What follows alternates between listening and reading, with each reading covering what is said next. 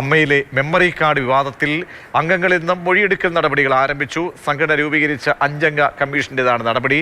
ശ്വേതാ മേനോൻ, ദേവൻ, Joy Mathew, advocate Sreelatha Parameswaran എന്നിവരാണ് കമ്മീഷനിൽ ഉള്ളത്. വനിതാ അംഗങ്ങളുടെ പരാതികൾ റെക്കോർഡ് ചെയ്ത് മെമ്മറി കാർഡ് കാണാതെ എന്ന പരാതിയിലാണ് ഈ അന്വേഷണം വരുന്നത്.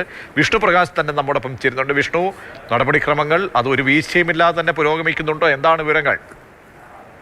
നമുക്കറിയാം, ഈ അമ്മ തെരഞ്ഞെടുപ്പുമായി ബന്ധപ്പെട്ട് തെരഞ്ഞെടുപ്പിന്റെ പ്രചാരണമെല്ലാം നടക്കുന്ന സമയത്താണ് ഒരു മെമ്മറി കാർഡ് വിവാദം അമ്മ സംഘടനയ്ക്കുള്ളിൽ നിന്ന് ഉയർന്നു വരുന്നത്. അതിൽ പ്രധാനമായും കുക്കു പരമേശ്വരൻ ഈ നേരത്തെ ഈ അമ്മയിലെ അംഗങ്ങളായിട്ടുള്ള വനിതാ അപരാധികൾക്ക് നേരിട്ട ദുരനുഭവം പങ്കുവച്ച അവരുടെ മൊഴികൾ ഉൾപ്പെടെയുള്ള മെമ്മറി കാർഡ് കാണാനില്ല എന്നുള്ളൊരു പരാതി അമ്മയിൽ തന്നെയുള്ള അംഗങ്ങൾ പങ്കുവെക്കുകയായിരുന്നു. ഇതിൽ അതേസമയം ഈ ഭരണസമിതി ചുമതലയേറ്റതിന്റെ ഒപ്പം തന്നെ ഈ വിഷയത്തിൽ ഒരു പരിഹാരം ഉണ്ടാകുമെന്നുള്ളൊരു കാര്യം ചുമതല ഏൽക്കുന്ന ആ ദിവസം അവർ പ്രഖ്യാപനം നടത്തിയിരുന്നു. അതിന്റെ ഭാഗമായിട്ടാണ് ഒരു 5-അംഗ കമ്മീഷനെ നിയോഗിച്ചത്. ഇപ്പോൾ ആ കമ്മീഷനാണ് ഇത്തരത്തിൽ പരാതിയുള്ള ആളുകൾക്ക് അവർക്ക് വന്ന് അവരുടെ മൊഴികൾ പറയാൻ, അവരുടെ പരാതി പറയാനുള്ള ഒരു സംവിധാനം ഒരുക്കിയിരിക്കുന്നത്. കഴിഞ്ഞ 20-ാം തീയതി മുതൽ ഇതിന്റെ നടപടിക്രമങ്ങൾ വിഷ്ണു ആണ് വിവരങ്ങൾ നൽകിയത്.